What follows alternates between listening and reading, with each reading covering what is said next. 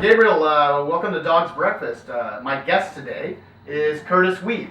Kurtis Wiebe is the author of the cultural comics milestone Peter Panzerfaust, which is a very potent, visceral kind of cross-pollination of the Peter Pan mythos with the World War II era. He's also known for Debris, Grim Leaper, Intrepids, and Rat Queens, which is going to be the next cultural comics milestone. How's it going? It's going pretty good, man. Thanks for having me on. Awesome, you bet. So my first question for you is, we do share an abiding love for the World War II era. Yeah. Our first Dog's Breakfast person of the hour was Violet Szabo from the Special Operations Executive. And you were telling me earlier about another female spy. Yeah. During that period of time. I was wondering, where does your interest come from? I don't know. It's been something that I've followed since in high school. I've always been an avid history follower, so It wasn't. I don't know. It was something that I loved, like Band of Brothers. I loved Saving Private Ryan, and then even like me and my buddies, it was something that we always just read about. And anytime that there was some kind of book or movie that came out that was to deal with it, we were all over it. I mean, a big book for me was Stephen Ambrose's Citizen Soldiers, which is a really great book and was actually a big inspiration. I mean, Ambrose was, for people that aren't familiar, he wrote the books that were, Band of Brothers was kind of, they adapted them. Yeah. And so it was just a really great story about really normal dudes that ended up having to do some really crazy, horrific stuff. Mm-hmm. And I think that's what was the most interesting part for me, is just normal people that found themselves in these extraordinary circumstances. Excellent and spot on. I agree. What drives you? Smart car right now.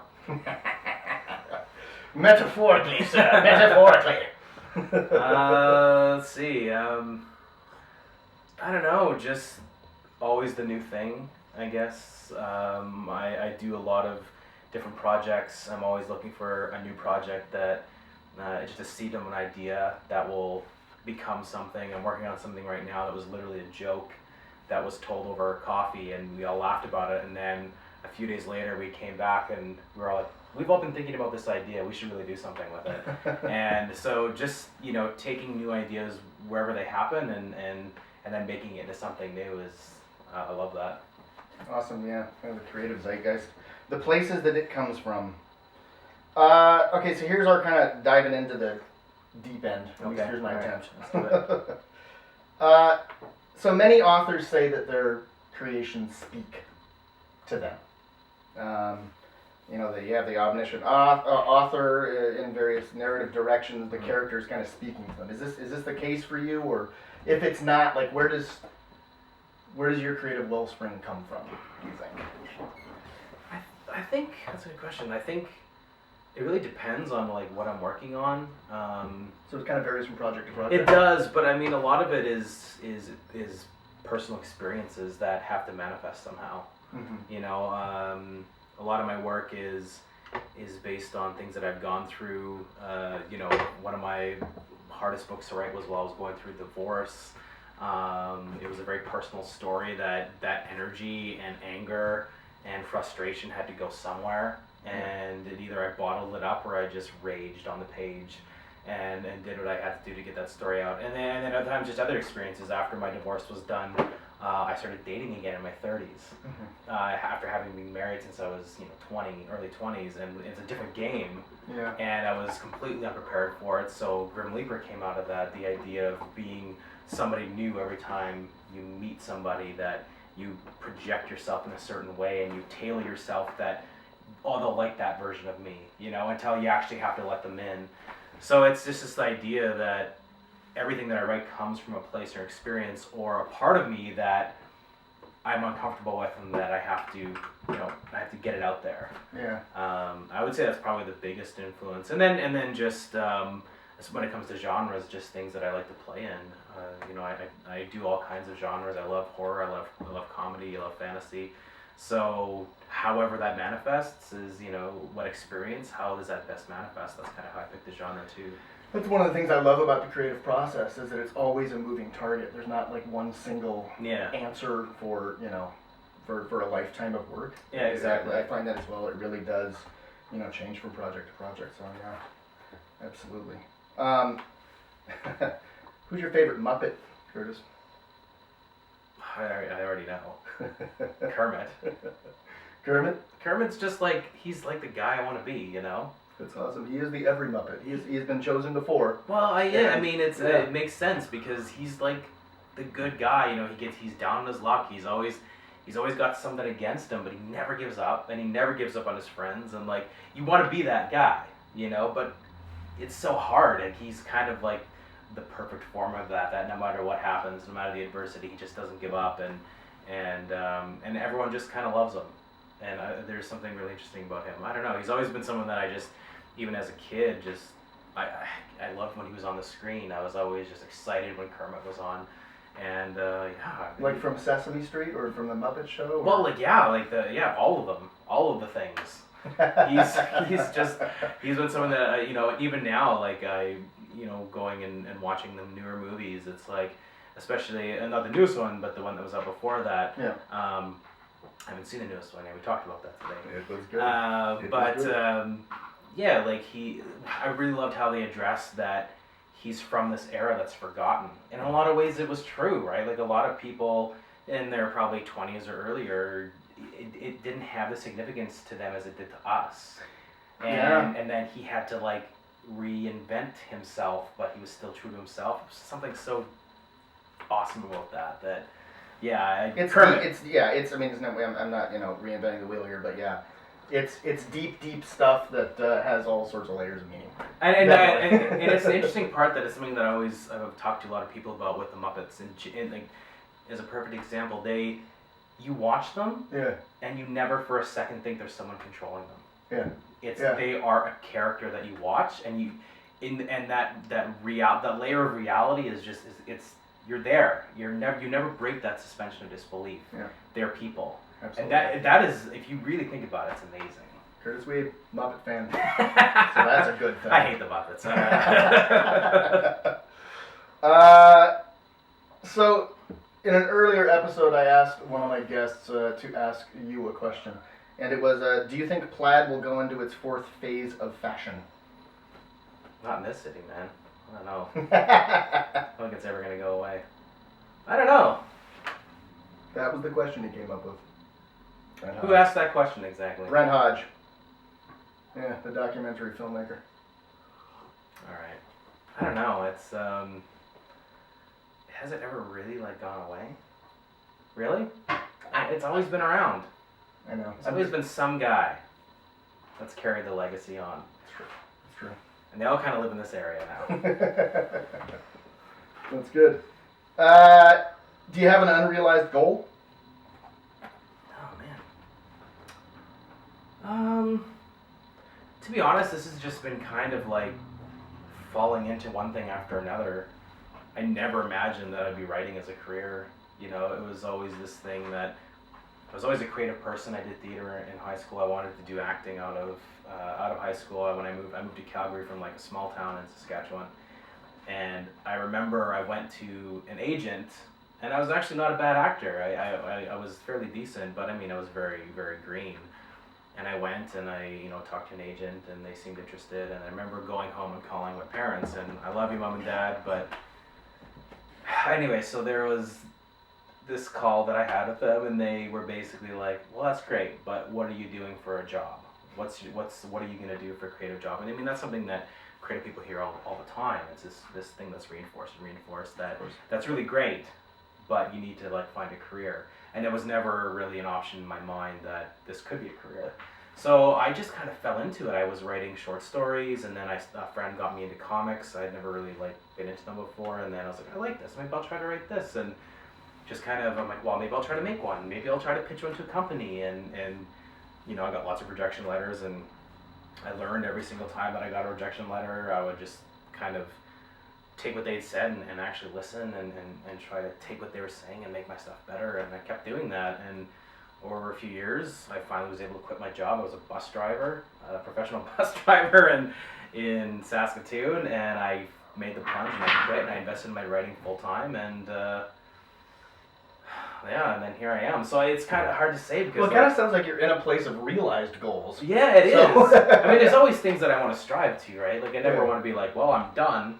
But it's just like kind of this thing where like I set these objectives and then I get there and then I'm like, okay, well, what next? Like I would like to do some television writing. That's something that I'm eager to get into, and there's opportunities there, and I'm working towards that. And but always just to create something new. Never get stuck on something that's the same. And always to push myself into things that maybe make me uncomfortable, or push myself to things that I've been afraid to write before. Very cool. That's a paradigm that keeps coming up. I'll tell you, with creative people. Yeah. Thank you very much. Hey, no problem. Thanks There for we the go. tea. Yeah, of course. Come on by. Stop by anytime. Can I finish this before you kick me out? Yeah, Or? you can. All right, You cool. Can, you can. We're a classy outfit here at Dog's Breakfast. Hey, folks. Thanks a lot for watching. Bye.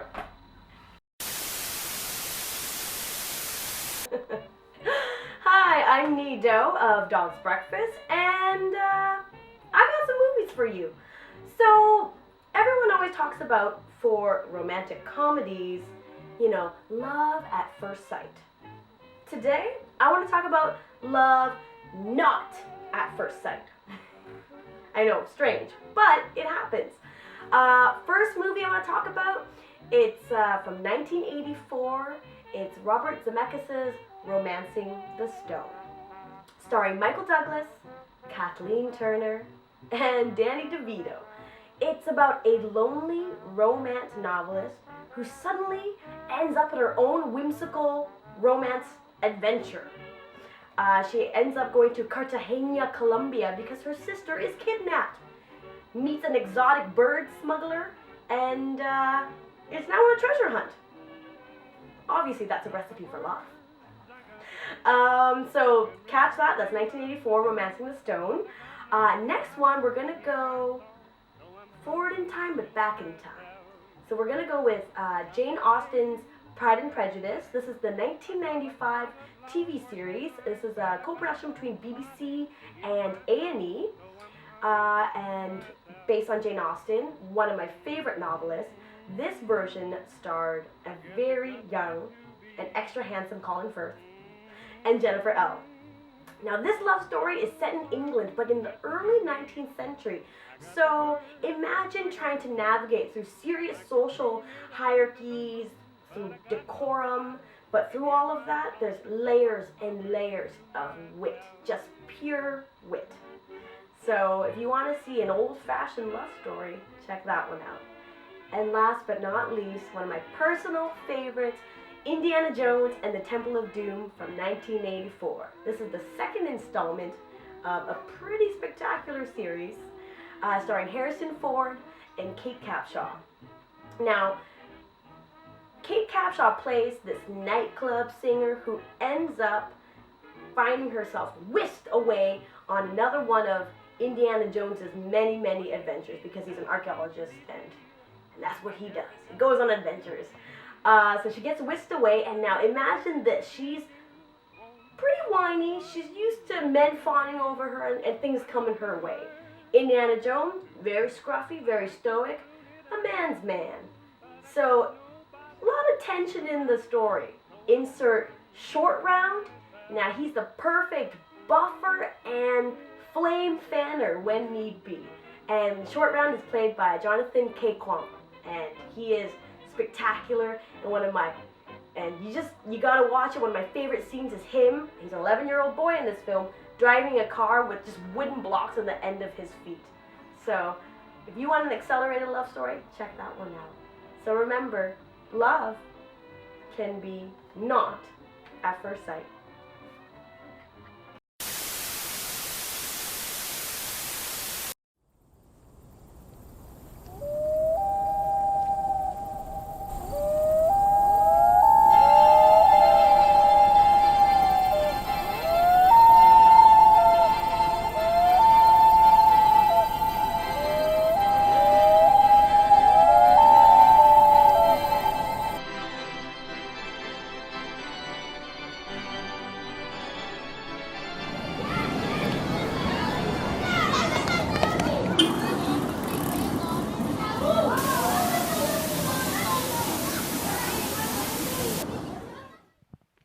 Ladies and gentlemen, Child's Play.